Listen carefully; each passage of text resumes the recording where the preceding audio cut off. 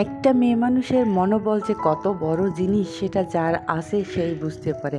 আর এই মনোবলটাকে ভেঙে দেওয়ার জন্য শ্বশুরবাড়ির লোকজন এবং আশেপাশের যে সকল মানুষ তাদেরকে হিংসা করে, তার কোনো ত্রুটি রাখে না যে তারা কীভাবে তার মনোবলটাকে ভেঙে দিবে।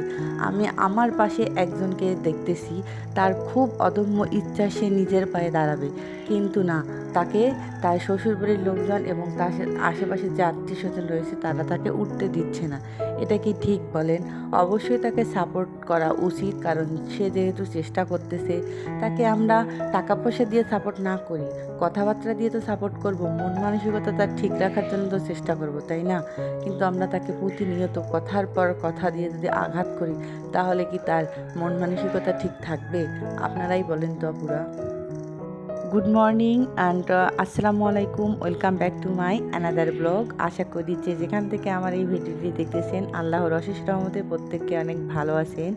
সকালবেলা ঘুম থেকে উঠে আমার ছাদে না গেলে হয় না।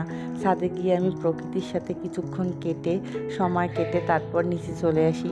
এই যে দেখেন, নিচে চলে এসে চা রান্না করতেছি, মানে চা নাস্তা করবো আজকে।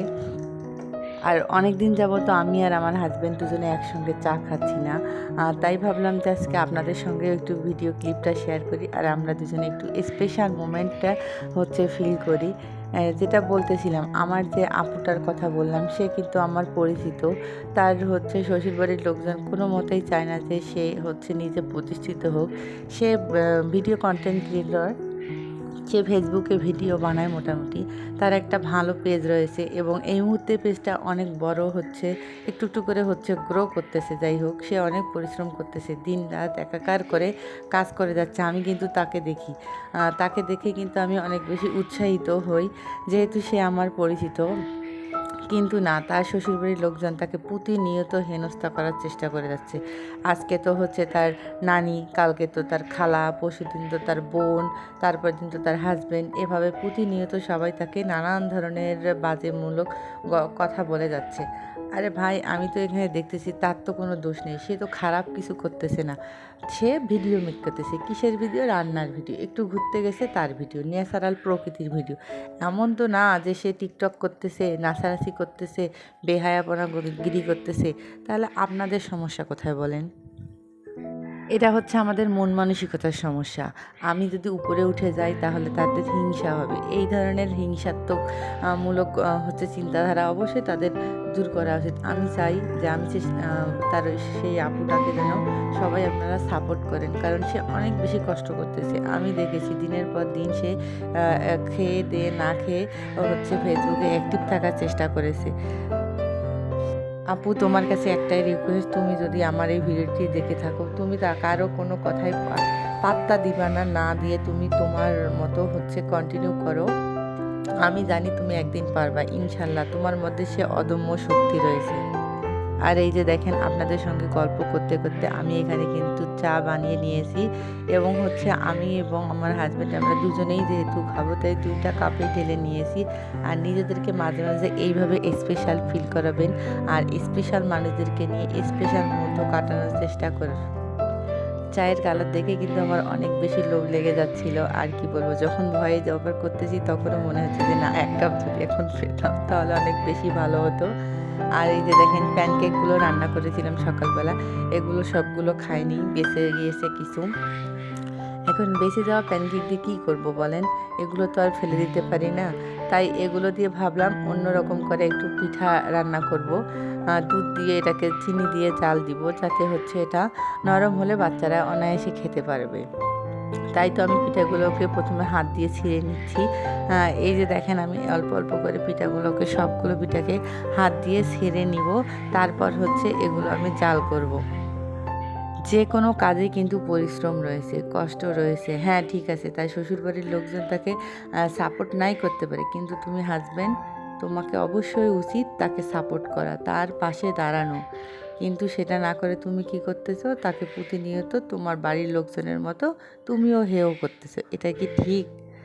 কি বলেন আপুরা? অবশ্যই স্বামীদেরও উচিত তার স্ত্রীদের পাশে দাঁড়ানো, কারণ একজন স্ত্রী যদি প্রতিষ্ঠিত হয় তাহলে সে সর্বপ্রথম কিন্তু তার হাজব্যান্ডকেই সাহায্য করবে। সে কিন্তু কখনোই তার বাবার বাড়িতে দিবে না, তার ভাই বোনদেরকেও দিবে না।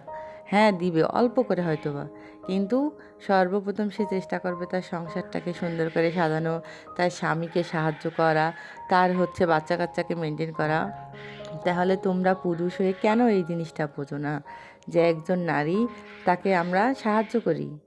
হ্যাঁ আমি তাকে হচ্ছে ভিডিও মেকিং করে দিতে পারতেছি না, ঠিক আছে, আমি তাকে সেইভাবে হচ্ছে কোনো কিছুই বলবো না, ঠিক আছে তুমি করো, তুমি তোমার মতো করো, আমি ব্যস্ত আছি, আমি পারতেছি না, সে নিজের মতো করে করুক কাজটা। তাহলে তাকে এত ক্রিটিসাইজ করার কি আছে ভাই। এই যে দেখেন আমি এখন দুধ গুলিয়ে নিয়ে এখানে দিয়ে দিছি, এখন এগুলোকে চাল দিব। এতক্ষণ পর্যন্ত যদি কোনো আপু এবং ভাইয়া আমার এই ভিডিওটি দেখে থাকেন, অবশ্যই একটা লাইক দিবেন এবং কমেন্ট করে আমাকে জানিয়ে দিবেন আমার ভিডিওটা আসলে কেমন লাগতেছে আপনাদের। আর ভাইয়াদের উদ্দেশ্যে একটা কথা বলবো, আপনারা আপনাদের ওয়াইফদের সঙ্গে কখনোই এরকম ব্যবহার করবেন না যে ব্যবহারে তারা অনেক বেশি কষ্ট পায়। কারণ একটা মেয়ে সব কিছু ছেড়ে আপনার সঙ্গে থাকতেছে, এটাই কারণ যে সে আপনাকে ভালোবাসে, এটা আপনাকে বুঝতে হবে।